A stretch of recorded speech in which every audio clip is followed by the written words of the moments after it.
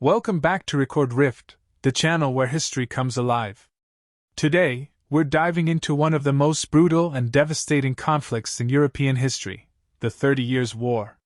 Grab your armor, your intellect, and let's unravel the epic saga of a war that reshaped Europe forever. In 1618, Europe was a continent on the brink. The 30 Years' War didn't start with one single cause, but rather a series of complex tensions rooted in religion, politics, and power struggles. At the time, Europe was divided between Protestant and Catholic states, two powerful factions locked in a religious tug-of-war. On one side, you had the Catholic Habsburg family ruling over much of Central Europe. On the other, the Protestant Union, an alliance of German states united against Catholic domination. But the real spark came when two Catholic officials were thrown out of a window in Prague, an event known as the Defenestration of Prague, setting off a chain reaction that would engulf the entire continent. In the early years of the war, it was essentially a battle for control of the Holy Roman Empire. The Protestant Bohemian Revolt led to widespread conflict, and soon, other countries began to get involved. Denmark, Sweden, France, and Spain all entered the fray, each for their own reasons, creating an international web of alliances and betrayals. But let's be clear, this wasn't just about religion. As the war dragged on, it became more about political power, each nation wanting to assert dominance or secure territory.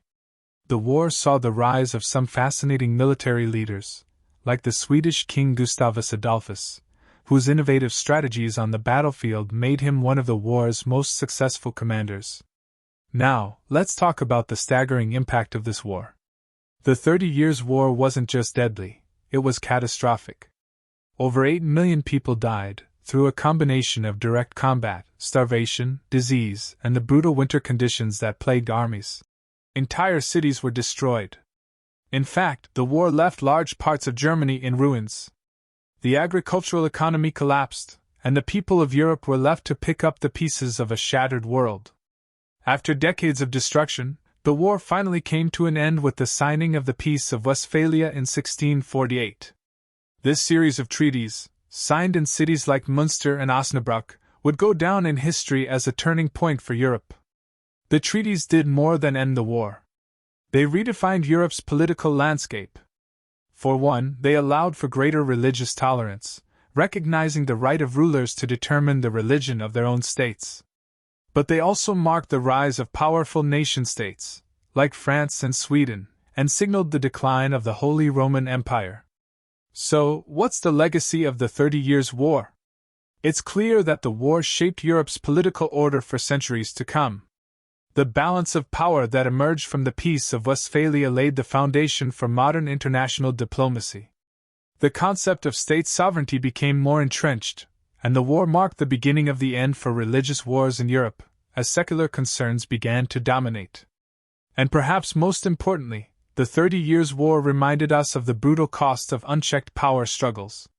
Millions lost their lives not for ideals of freedom or justice, but because of political maneuvering and religious intolerance. So, next time you hear about political struggles, international alliances, or religious conflicts, remember that the echoes of the 30 Years' War still resonate in today's world. The war may have ended in 1648, but its lessons are still relevant. If you enjoyed this deep dive into the 30 Years' War, don't forget to hit that like button, subscribe, and ring the bell for more history content here on Record Rift.